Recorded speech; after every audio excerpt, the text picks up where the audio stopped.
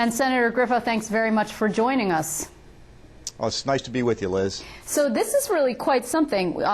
You basically say that the governor is bitter, and that's why he doesn't want to play ball on the budget. And you also say that you think he wants to get back at the White House. Those are some pretty harsh statements right there. How did that come about? Well, if you look at the last several months now and what's been taking place, I like the governor. I've gotten along with the governor. I've known him for the last 3 years that I have been in the legislature. And I just have a sense from reading his comments and hearing what he's saying right now that they're really now working in earnest to find a resolution to the end of the budget and a number of the other issues. We know that he is embattled by a number of the controversies and conflicts that surround him.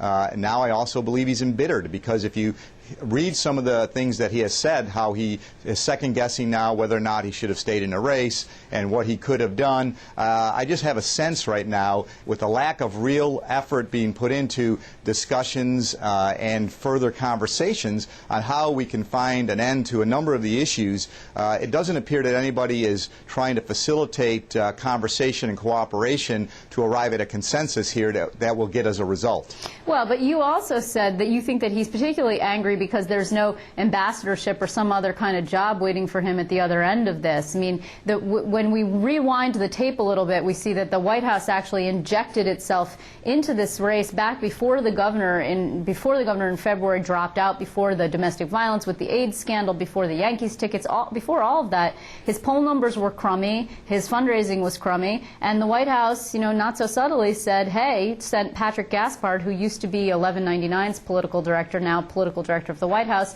here to say, hey, we'd like you to step out. I mean, that is what happened all the way low those many months ago. Yes, and it would appear that they put the governor in political quarantine. And I think as a result of that, when you have nowhere to go and people aren't really, I don't know whether they showed him the respect that he should have been given, because he still was the sitting governor. That's something that had to be dealt with amongst themselves. But the fact is, there was a definitive message being sent, and I think there really wasn't a lot of opportunities. Whether or not they presented anything to him privately, I'm not aware of it. But since then, I believe, from some of his comments and from some of their actions, it would appear that they've put him into some form of political quarantine, so that as a result of that, there's not a lot waiting for him. So what else does he have to do? And my concern, again, is he's taken to the airwaves more than he takes, and particularly the radio, rather than talking to the leaders and having more leader meetings, public leader meetings, doing the things that really need to be done right now to try to find a resolution, not only to the budget, but some of the other issues. Power for jobs is one that comes to mind immediately.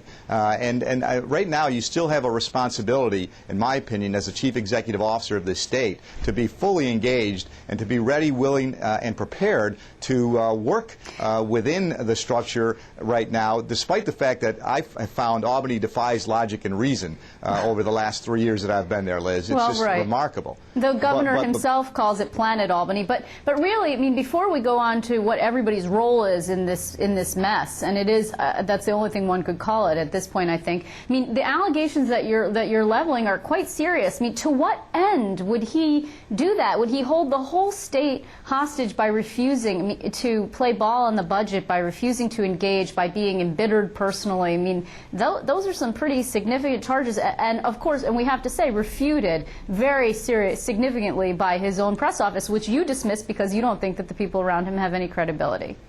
Well, I think that the governor in the last several months has been very indecisive, and I think he's been inconsistent.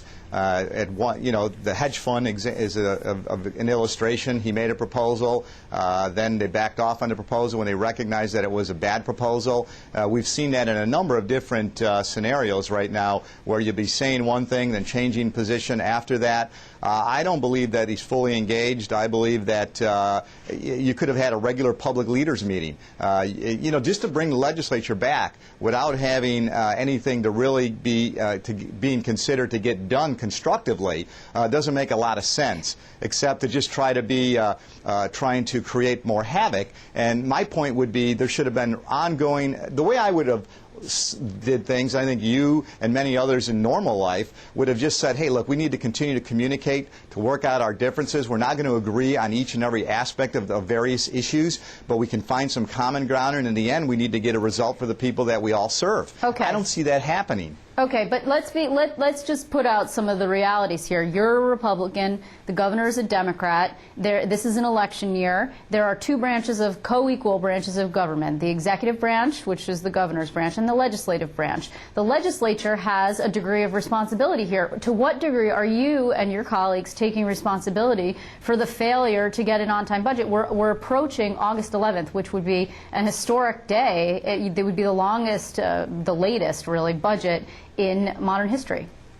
Liz, this has been a disgraceful process, and I come from local government, and I believe that deadlines are to be met and rules and laws are meant to be abided by and enforced. And here the deadlines come and go without any consequence. Well, the laws of 2007, the Budget Reform Act, if it were followed, we would have been included. Both parties would have been included. We would have had a timetable, and we would have probably had better process. But none of that is being done. And as a member, all I have is a vote right now. Which you are not providing, Senator, with all due respect. Neither correct, you nor Liz. your colleagues are providing any votes to the Democrats, which is why the Democrats are tarring you with the party of no, quote unquote. I mean, well, none of you guys wrong, are doing that. That's wrong. We're no to more taxes and more spending. We have a difference in philosophical perspective on that. We believe that there should have been more cuts. We've proposed cuts. We have asked to be included. We wanted to see public meetings, the conference committees to begin when they were supposed to, and we could have discussed and debated where we each stood on the issue. For instance, in Medicaid, I'll give you an illustration. We believe they should have continued the face-to-face interviews. We believe that finger imaging should have been continued as ways to combat fraud. So we could have had those debates and discussions in public and then had votes. So I am not going to support any new taxes and fees at a time when we can't afford it in this state, particularly some of the ridiculous things. Look at the licensing issue last year. The governor backed off after he proposed it because he realized that not only did the people not accept it, but it didn't make sense. Okay, but when does it come a time when you and your colleagues say, as the Republican conference, 29 members of the Republican conference, because you lost a member just recently, Tom Moorhan, when do you say, okay, late budget, the people of the state are being held hostage, almost $1 billion out there in the ether because of the revenue bill? Yes, you know, these things that you bring up, all viable points. There should have been conference committees. There should have been debate. There should have been public leaders meeting, but there wasn't. And now we're coming to a time when the rubber hits the road. Why do we not just say, when do we say, okay,